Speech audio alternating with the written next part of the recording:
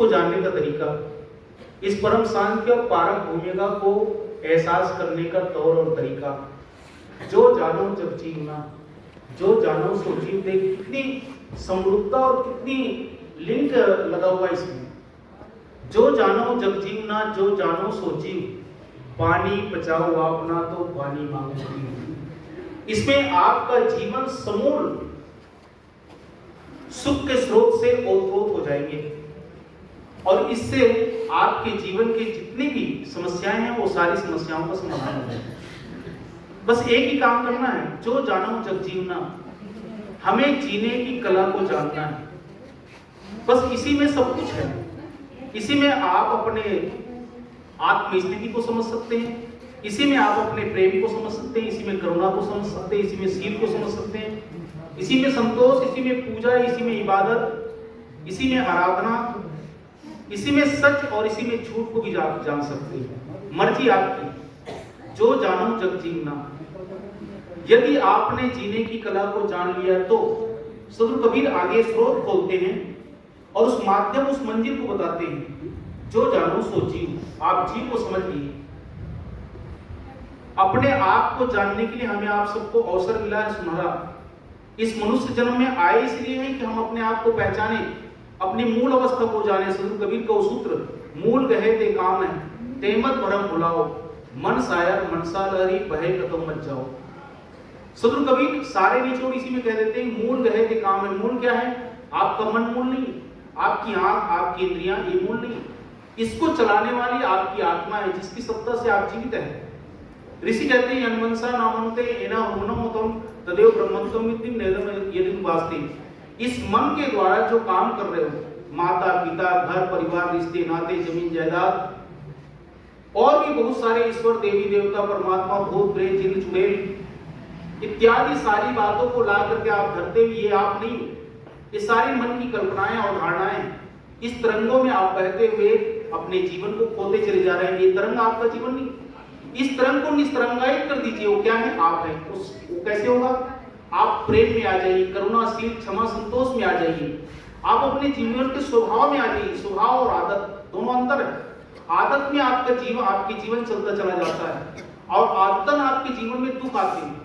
और जब स्वभाव में आ जाते हैं तो आप कहते हैं मुझे क्षमा करना चाहिए, मुझे ऐसा नहीं बोलना चाहिए, मुझे ऐसा नहीं करना चाहिए, मुझे इन कर्मों की तरफ नहीं जाना चाहिए। ये सब बातें आपके जीवन में आने लग जाती है जब आप स्वभाव में जीते। स्वभाव का ही अर्थ होता है आप अपने अंदर आत्मा की आवाज को सुनते हैं। आदत का मतलब होता है इंद्रियों के साथ चलना। इसलिए सदगुरु कबीर कहना चाहते हैं, जो जानो जग जीवना। यदि संसार में जन्म ले लिए तो हमारा क्या काम होना चाहिए? जन्म लेने का मतलब ये नहीं कि हम परिवार बसाए, रिश्ते नाते इत्यादि, ये एक संसारिक कर्म है। ये मनुष्य जीवन में आने के लिए एक व्यवहारिक परिपाटी को निभाने का एक ढंग है। उसके बाद सदगुरु कबीर क्या कहते हैं कि आप अपने जीवन को तराशिए, आप अपने जीवन को तलाशिए, किसी में खो ना जाए। आपका जीवन हीरा मोती से भी बेशकीमती है। हमने इस जीवन को पहचानने की कोशिश नहीं की, इसलिए हमारे जीवन में निरंतर दुख है। इस दुख को पहचानने का तरीका क्या कहते हैं? बहुत दुख है, बहुत दुख है, बहुत दुख है संसार में। कब जानोगे?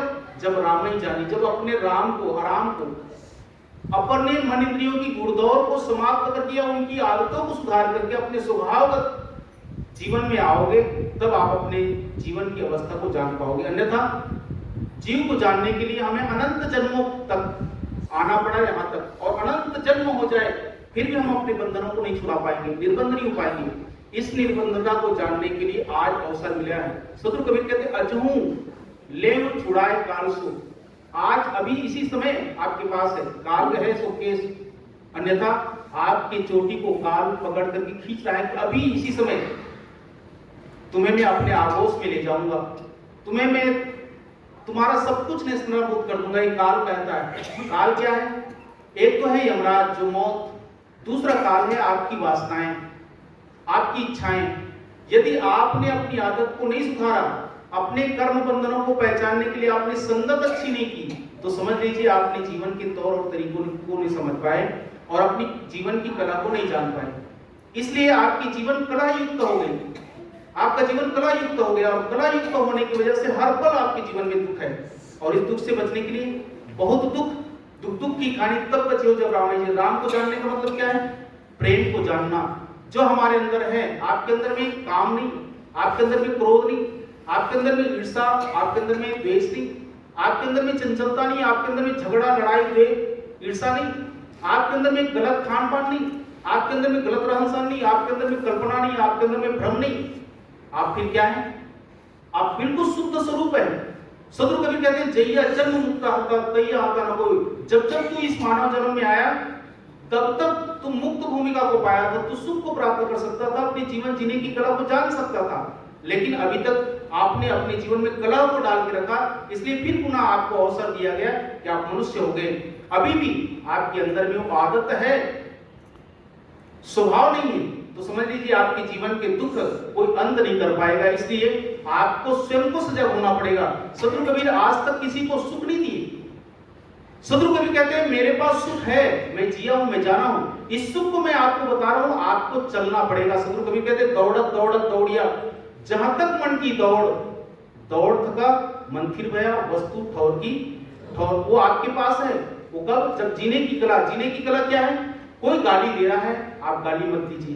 कोई आपकी निंदा कर रहा है, निंदा मत आप कीजिए। कोई आपकी चुगली कर रहा है, चुगली मत कीजिए। कोई आपको मारने के लिए आ रहा है, भगवान बुद्ध को याद कीजिए।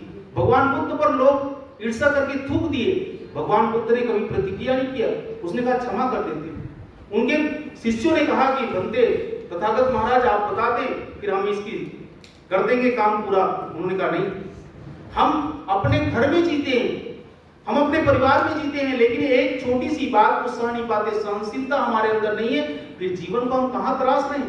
मंदिर मस्जिद गुरुद्वारे, गीता पुराण आगम यज्ञ हवन तर्पण, इससे जीवन मिलने वाला नहीं। जीवन आपके पास है। किसी ने कुछ कहा, बस एक ही काम है, मन की तरंग मार लो, बस हो गया। आदत बुरी सुधार लो, बस हो गया वर्जन। यहीं से जीवन मिला और यहीं से आपके जीवन में पूजा होगी और यहीं से आपके जीवन की सुख की शुरुआत हो गई। इसलिए हमें आप सबको सदगुरु कबीर का सूत्र कहता है कि जो जानो जग जीवना, यदि संसार में आकर के जीने की कला को जान गए तो जीवन को आप समझ गए और जीवन आपका बेड़ा पार होने की करीब में आ गया। और इसको यदि आप कर लिए तो आपकी अवस्था शुद्ध होगी, आप जीव जागृत अवस्था में आ गए।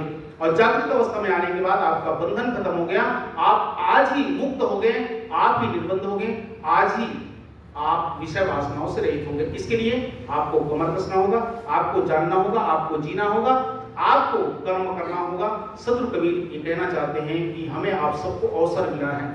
अजू लेव छुड़ाए कालसु, जो करे सूरत संहारी, जो अपनी सूरत की, अपने लक्ष्य, अपनी आदत, अपनी सोच को आज ही सुधार लेता है। हम घर और परिवार के सदस्य हैं, हमारे साथ कई लोग हैं, जिस घर में हम रहते हैं 4, 5, 10 के सदस्य होते हैं और इसमें किसी से गलती हो सकती है। हमारे अनुसार, हमारे अनुकूल वो कार्यवाही नहीं कर सकता, हमारे अनुकूल वो व्यवहार नहीं कर सकता। माना कि वो भूल है, वो गलती कर सकता है, लेकिन हम तो नहीं कर सकते। यदि हमें सुख चाहिए तो हमें क्या करना होगा? उसके साथ वही बर्ताव नहीं करना होगा। वो भूल कर गया, उसके साथ क्रोध नहीं करना होगा, उसके साथ ईर्ष्या नहीं करनी होगी। तब कहीं आप अपने आप को सजग कर सकते हैं, जाग सकते हैं। सदगुरु कबीर कहते हैं संतो जागत, किस बात की नींद? आसक्ति और विषय वासना और बुरी आदत पर नींद। सोइए मत, आज जागने का प्रयास कीजिए, अवसर है अजू जानने का। इसलिए पाकर मनुष्य तन को कुछ तो जरा विचारो, अभी मनुष्य का तन मिला है तो कुछ तो विचार कीजिए। करो विचार तो सब कुछ जाए, विचार करोगे तो सब कुछ चला जाएगा। आज इसी समय हमारा जीवन, और इसको पाने के लिए केवल एक ही जगह है, संत गुरुजनों की सत्संग, संत गुरुजनों की सेवा और भक्ति। और यही चीज, इस संबल को लेकर के आप अपने परिवार में प्रैक्टिकल यूज कीजिए तो आपके जीवन का सुख का स्रोत आपको मिल जाएगा। तो मैं अपनी बात सदगुरु कबीर की ऐसा की, जो जानो जग जीवना। और एक बात और कह देता हूँ इसी कड़ी में, दुनिया में केवल एक ही महापुरुष हुए, सदगुरु कबीर, जो आपको बहुत सहज युक्ति देकर के आपको अपने पारिवारिक जीवन को और अपने आत्म स्थिति को पाने के लिए माध्यम और रास्ता दिए, सूत्र दिए और सूत्र दिए। इसे आप अध्ययन कीजिए और अपने जीवन में प्रयोगात्मक विधि कीजिए तो निश्चित ही आप निर्बंध हो जाएंगे, निश्चित हो जाएंगे, आपको मानव जीवन सार्थक हो जाएगा। इन्हीं शुभ भावों के साथ मैं सभी संत गुरुजनों को त्रैवार बंदगी समर्पित करते हुए आप सबको शुभकामना ज्ञापित करते हुए अपनी वाणी को यहीं पर विराम दिए जाता हूँ। बोलिए सद्गुरुदेव की जय।